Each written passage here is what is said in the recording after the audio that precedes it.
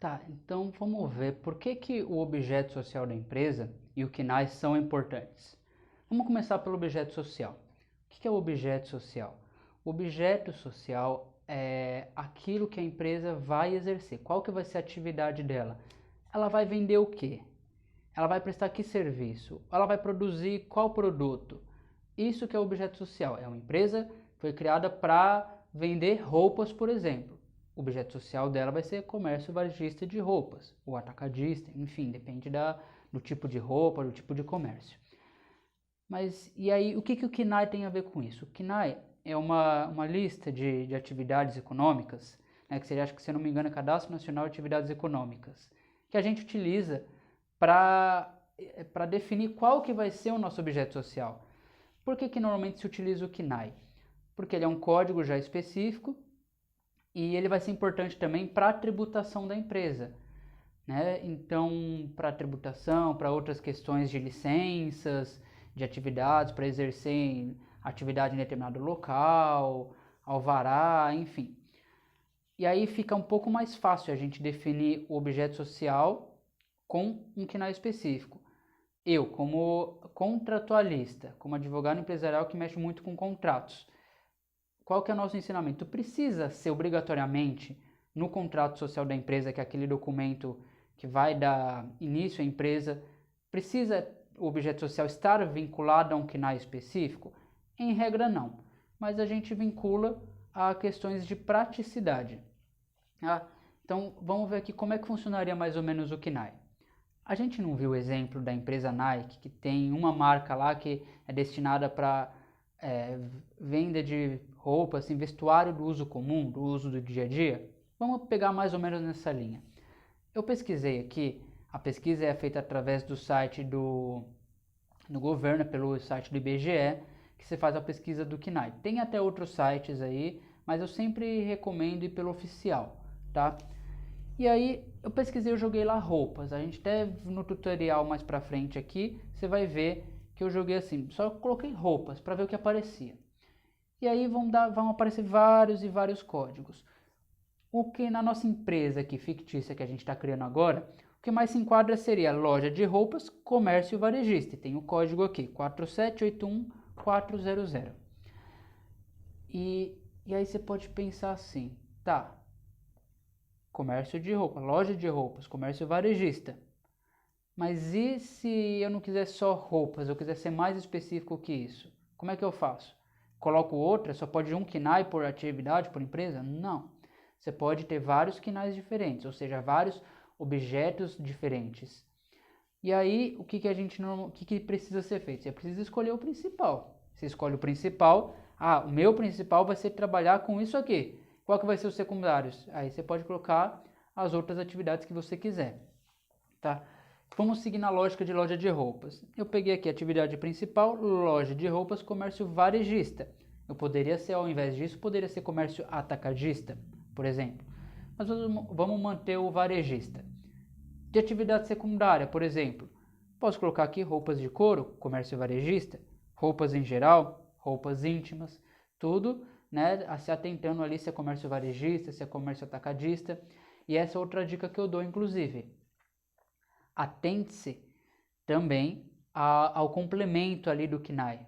Não vai só, roupas em geral, comércio de roupas, esse é meu, é isso que eu vou fazer. Se atenta também a se é comércio varejista, se é comércio atacadista.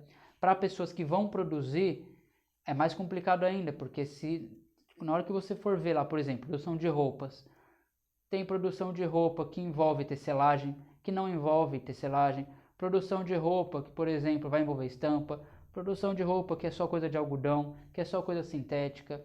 Então, assim, tem muitos detalhes que a gente tem que se atentar. E por quê? Eu não sei exatamente qual que vai ser a sua atividade, mas tem algumas atividades aí que precisam de uma autorização específica para poder exercer e também para exercer ela naquela localização específica. Então você seleciona um endereço na sua empresa, onde ela vai ser, e aí precisa de uma autorização específica. Por quê? Tem empresa, por exemplo, principalmente indústria, que não pode produzir numa área urbana. Tem outras empresas, tem alguns produtos, por exemplo, eu sei porque eu tive experiência com um cliente meu que queria vender lubrificante para máquina, e só que não podia, por quê? Era só vender, hein? Porque estava numa área urbana. Então tem tudo isso que a gente tem que tomar cuidado na hora de definir o objeto da empresa. Porque aí vamos supor que você viu lá, você está criando empresa, já começou a trabalhar, mas você precisa começar a emitir nota fiscal, já tem gente pedindo coisa. Enquanto isso, você coloca o registro lá na junta comercial. E aí eles negam. Por quê? Negou porque naquela localidade você não podia estar exercendo sua atividade.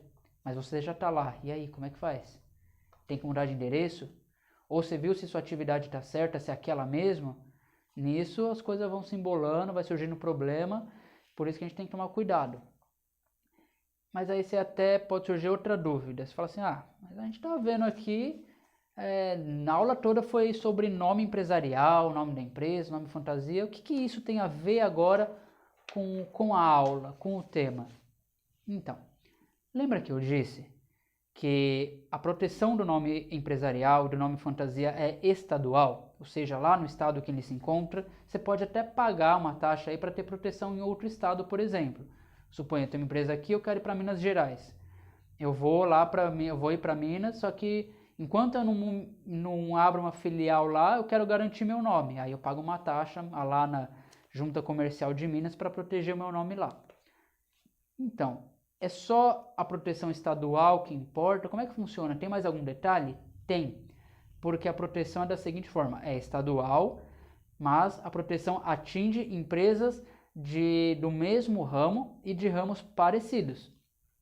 Que sentido? Por exemplo, vamos pegar lá a loja de roupa, estou lá no comércio varejista, tenho lá a minha loja com o meu nome, o comércio varejista. Surge uma outra pessoa querendo colocar um nome idêntico ao meu, só que comércio atacadista.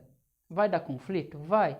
Até porque isso daí é para evitar de causar confusão nos consumidores, evitar de causar confusão nos fornecedores, no mercado, no próprio estado, que às vezes acontece de empresas serem confundidas uma com a outra. Então é por isso que existe essa proteção, por isso que o KNAI é importante. Porque, vamos supor assim, você vai abrir sua empresa, você está lá pesquisando, tem uma empresa com nome igual ou muito parecido com o nome que você quer. Pô, aí você fala, aí eu já fico atento. Será que eu posso? Será que eu não posso? O que eu tenho que olhar para ver se realmente daria problema para mim? Olha o objeto, vê o KNAI, se é o mesmo. Se for o mesmo ou parecido, aí é arriscado, pode dar problema para você. Mas se não tiver nada a ver, não vai dar problema.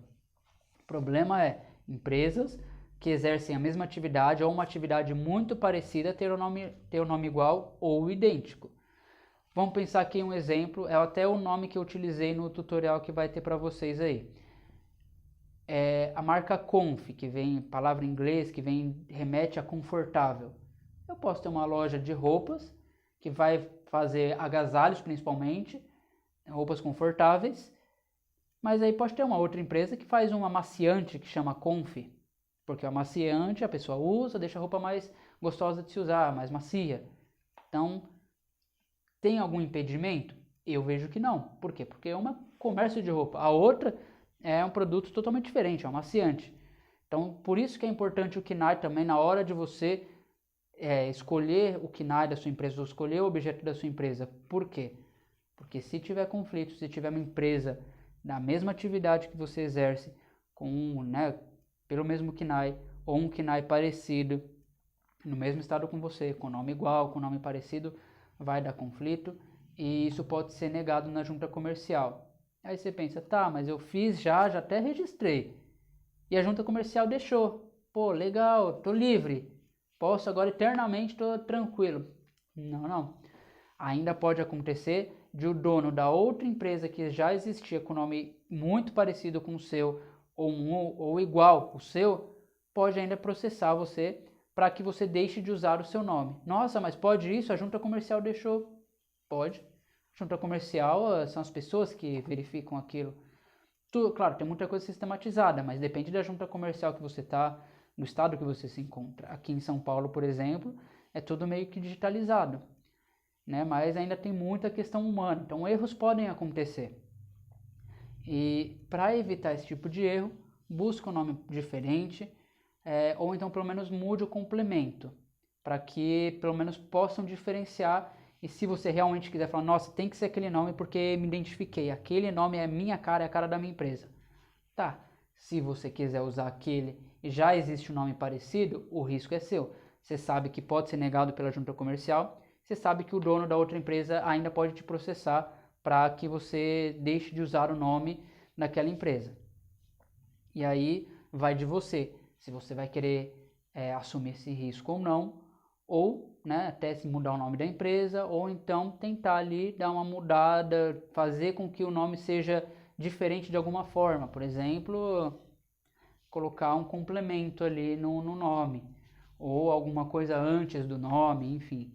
Qualquer coisa para diferenciar o máximo que puder, para evitar ter este tipo de problema. Ah, acontece? Acontece sim, não é pouco, tá? Tem muita gente que deixa quieto, mas assim, o risco sempre existe. E é por isso, meu trabalho é justamente, como advogado, gerenciar riscos da empresa, garantir que tudo seja feito da melhor forma possível, da forma mais correta, legalmente falando, para se evitar riscos e prejuízos. E é por isso que temos que tomar cuidado com tudo isso que eu estou te falando agora, que eu te falei aqui nessa aula.